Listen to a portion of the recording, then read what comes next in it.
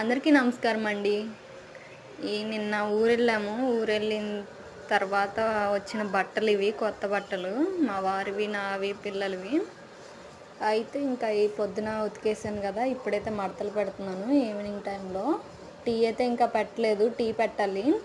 ఇవి అన్నీ క్లీన్గా నీట్గా చేసి తర్వాత టీ పెడతాను.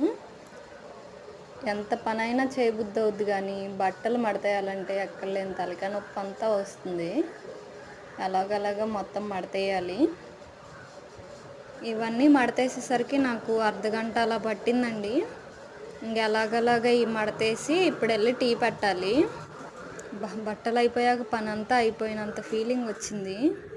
ఇంక తర్వాత స్నాక్స్ చేయాలిగా ఈవినింగు. మొన్న బియ్యం పిండి వడియాలు పెట్టాను కదా, బియ్యం పిండి కొంచెం మిగిలింది. దాంతో ఏదో ఒక రెసిపీ చేద్దామని యూట్యూబ్లో బియ్యం పిండి రెసిపీస్ అని కొట్టాను.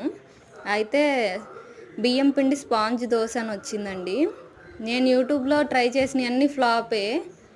ఎలాగోలాగా ఇప్పుడు ట్రై చేద్దాం, ఏముంది పిండి ఉంది కదని ట్రై చేశాను.